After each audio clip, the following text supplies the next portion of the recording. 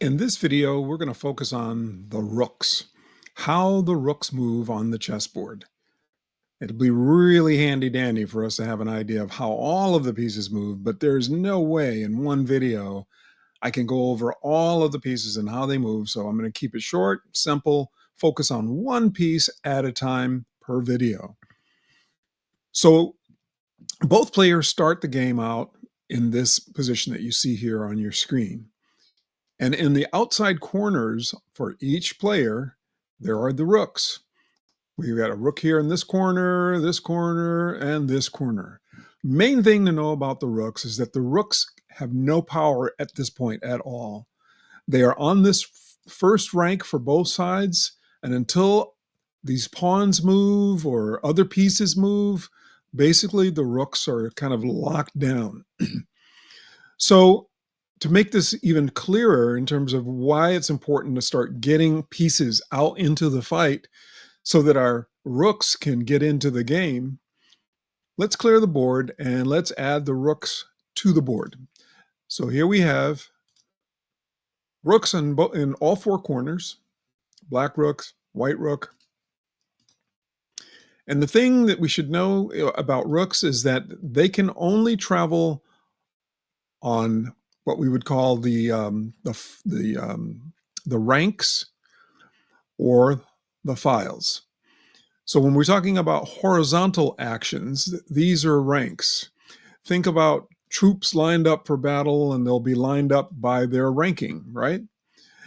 And when troops are marching into battle, they usually march towards the enemy or towards the battlefield, right? In files. This is old school warfare that we're talking about. So we have ranks and we have files. This is really the only thing you need to know as it relates to the rooks. So a rook, if there's nothing in front of it, it can move all the way up this file. This is a file, all right? It can move all the way up this file. If there was nothing here in between this rook and this rook could move all the way over here to join its brother over on the other side.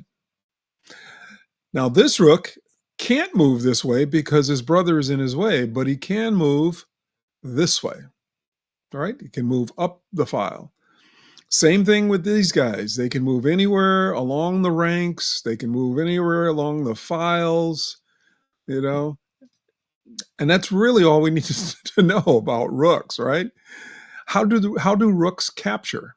Well, if there is nothing in between this rook and, say, that rook, and the white rook wants to capture that rook, all it has to do is just go up and land on its square and munch. And the white rook just captured the dark square rook. Same thing here. This rook can go down here, all the way down, and capture.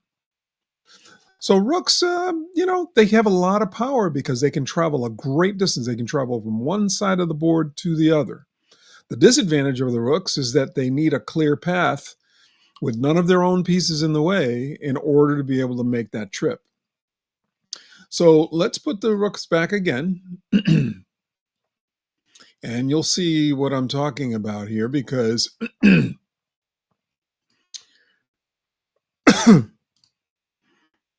if there are pawns here and then there's a knight here, and of course you got to have the king here, and maybe there's some pawns here, and there's a pawn there, pawn here, there's still a pawn here. I'm just adding pieces to the board just to kind of get so we have an idea of what we're talking about here. Maybe the bishop, we got a bishop here, and let's see, where's the other bishop? I don't know. Let's put the other bishop.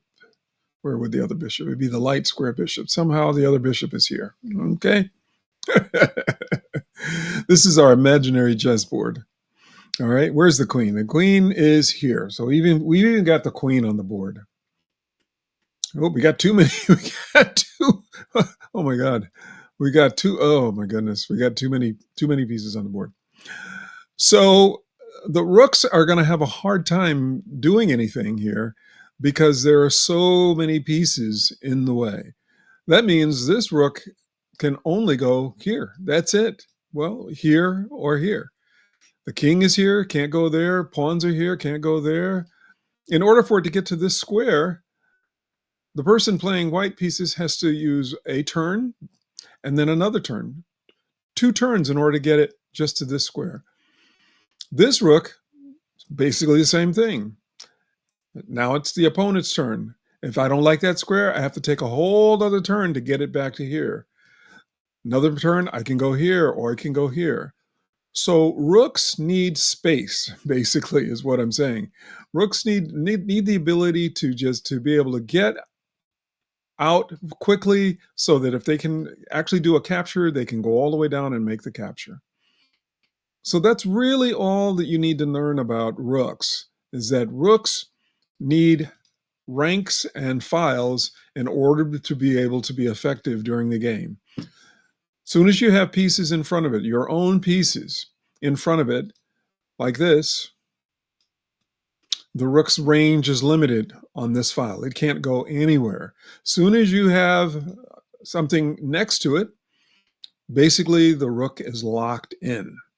All right, so later on when we talk about how to start a chess game, we're going to be talking about ways to free up the rook's position so that the rooks become as powerful as possible.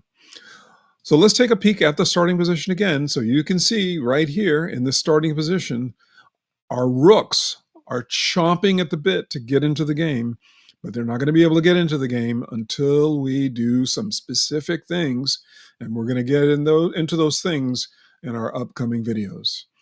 All right, folks, that's it for now. Hey, don't forget to like and subscribe and share with me your thoughts and ideas. If there's something you want to learn about, let me know. I'm just dad and I'm playing chess and I'm teaching chess and I'm sharing chess.